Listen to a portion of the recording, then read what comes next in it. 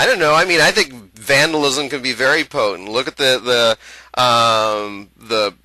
painter Banksy, or look at like the campaign, for example, that's being run by the people in London, where they have all these little stickers that they put on the tube. You know, when they see adverts in the tube, there's a little sticker they could put next to like the spokesmodel's face that says something.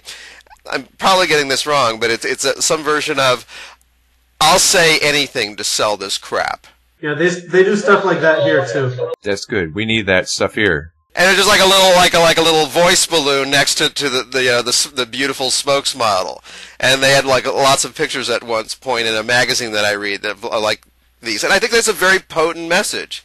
You know, that kind of, you know, vandalism, that kind of appropriation of the iconography that's being shoved down our throats. Like, you know, for example, I love what Banksy has to say about this. You know, when he talks about, like, you know, all these people who say that he's violating, you know, copyright, etc. Because, I mean, he appropriates whatever image he wants. You know, he'll take Mickey Mouse. He doesn't care. And he says, like, the whole idea of asking permission for something that's being shoved in my face is ridiculous. It's like asking permission to throw back a rock that's been thrown at me. That's good.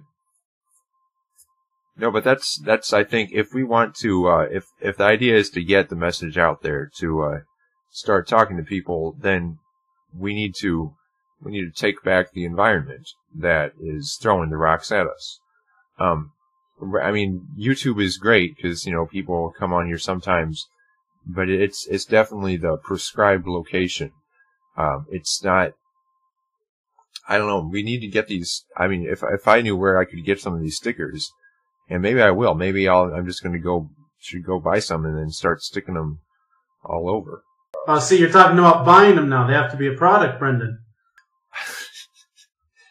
Well, you know, but you're going to have to. You have resources at your disposal. You know, you could use them whatever way you want. You know, if he's could buy a pop can, or do you want to buy some stickers to debase pop cans? You know, to debase the whole concept of like one pop being different from another. Oh, and by the way, so the point doesn't get lost. 5-star, rate, comment, favorite this video, send it to your friends. I don't know. I'm not good at the advertising thing. No, that's exactly where we were going.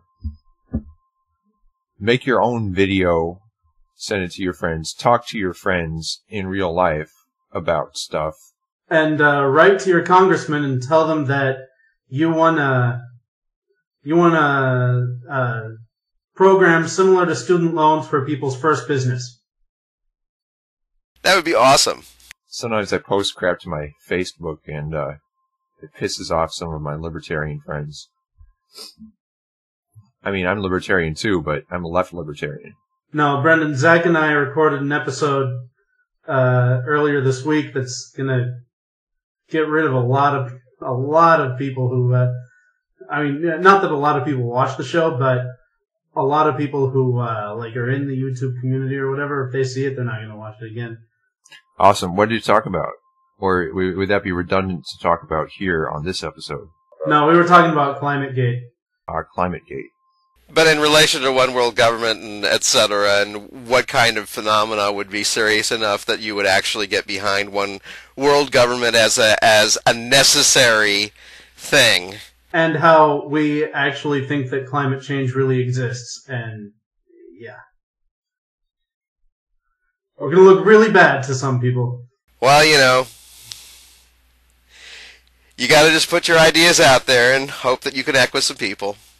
I was surprised at the whole Climategate thing. I mean, I mean, not surprised that some academics were emailing each other privately and talking about stuff, but I was surprised that so many people reacted so, you know, it's like, oh, it's all a hoax and stuff. But I guess I should have seen that coming, though. No, I mean, we got into that fairly deeply in the episode that we did, but, you know, the way that interacts with, like, what people want to believe, I think is very toxic, actually. So, always the problem, what people want to see in a situation.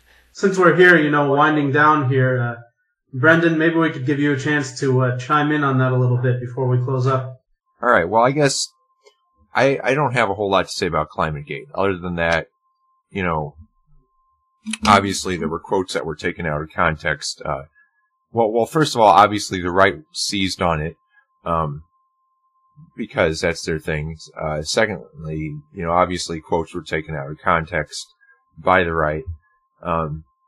But thirdly, some of the things that they were going back and forth, these scientists are actual humans. They're not perfect in every way, of course. And thirdly, this doesn't somehow, discredit the idea of climate change or, and perhaps more appropriately, climate destabilization. Because, the evidence is everywhere, and it's such a huge body of science. It's basically like the creationists who, seized on a few disagreements among certain scientists and use that to as if it discredits evolution as a whole. Well, this is more or less the same thing.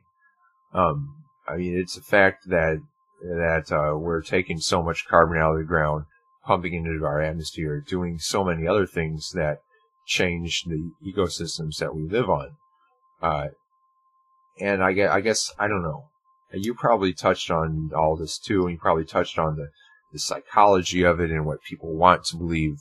But I don't know. I think that as far as climate goes, there's gonna be some destabilization, there's gonna be some change, and we're gonna see it, and it won't be the end of civilization, but I think it's gonna take some catastrophes hitting first world countries before we start to respond to it.